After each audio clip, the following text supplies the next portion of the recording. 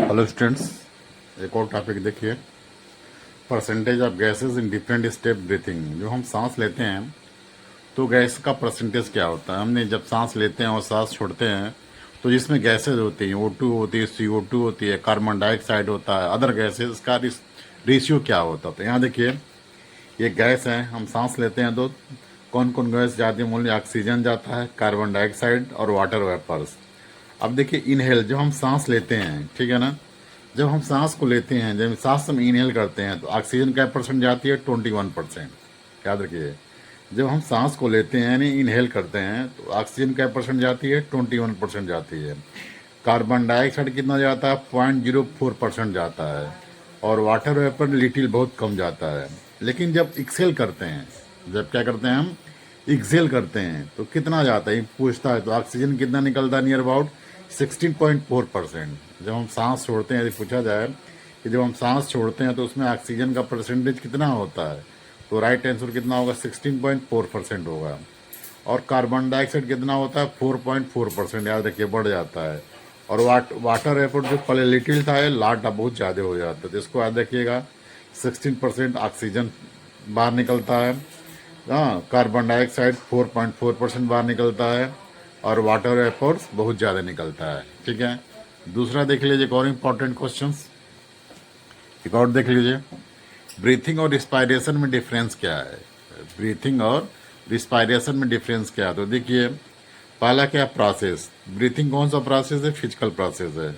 और रिस्पायरेशन कौन सा प्रोसेस है, बायोकेमिकल प्रोसेस, मतलब बायोकेमिकल प्रोसेस है। ठीक है, डिफिनेशंस क्या होता है, taking the fresh air and giving out of the fall air. ठीक है ना, यानी क्या करना, ब्रीथिंग क्या होता है, सांस को लेना, ठीक है ना, फ्रेश सांस को लेना, और फाउल, ठीक है ना, जो फाउल एयर, जो गंदा एयर, उसको बाहर निकालने की क्रिया को ब्रीथिंग कहते हैं।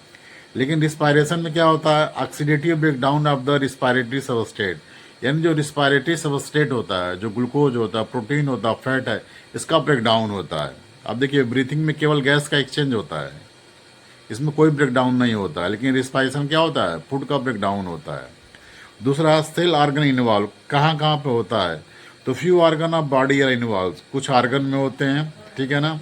और ईच बॉडी सेल इन्वॉल्व, पूरे हर सेल में रिस्पायरेशन होता है। ऐसा कोई सेल ना हो जिसमें रिस्पायरेशन हो, पूरी सेल में इन्वॉल्व होता है। और इसमें कुछ ऑर्गन में होता है ब्रीथिंग, ठीक है ना। ब्रीथिंग किसमें होता है, लंग्स में। ब्रीथिंग किसमें होता है, ओनली लंग्स में होता है। जबकि आपका रिस्पायरेशन क्या होता है, हमारे बॉडी में जितने सेल्स हैं उसमें होता है। अब देखिए, एनर्जी, ब्रीथिंग में क्या होती है, एनर्जी कंज्यूम होती है। ब्रीथिंग में क्या होती है, एनर्जी कंज्यूम होती है, मतलब एनर्जी क्या होती है, कंज्यूम होती है, ठीक है, खर्च होती है इसमें। और energy release from the ATP, जबकि रिस्पायरेशन में क्या होती है, एनर्जी रिलीज होती है, किस फॉर्म में रिलीज होती है, एटीपी के फॉर्म होती है। अगला देखिए, एंजाइम का रोल क्या है, एंजाइम आर नॉट इन्वॉल्व। अब देखिए, ब्रीथिंग में क्या होता है, एंजाइम का कोई रोल नहीं होता है, ठीक है। जबकि रिस्पायरेशन में एंजाइम आर इन्वॉल्व, इसमें क्या होता है, एंजाइम का बहुत बड़ा रोल होता है, बिना एंजाइम के रिस्पायरेशन होगा ही नहीं है। मैकेनिज्म, अब देखो, it is extra cellular process, ये क्या है, सेल के बाहर होता है। ब्रीथिंग कहाँ पे होता है, सेल के बाहर होता है। Respiration is the extra cellular as well the intra cellular, यानी एक्स्ट्रा सेलुलर भी होता है और इंट्रा सेलुलर भी होता है। मोड, अब देखिए तरीका क्या है, mode of the breathing, different different organism, यानी डिफरेंट ऑर्गेनिज्म क्या होता है, डिफरेंट टाइप के ब्रीथिंग होता है।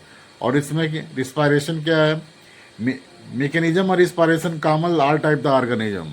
और जितने भी ऑर्गेनिज्म होते हैं, रिस्पायरेशन क्या होता है, कॉमन होता है। याद रखिए, रिस्पायरेशन सब में कॉमन होता है, लेकिन ब्रीथिंग क्या होती है, डिफरेंट ऑर्गेनिज्म में डिफरेंट डिफरेंट होता है।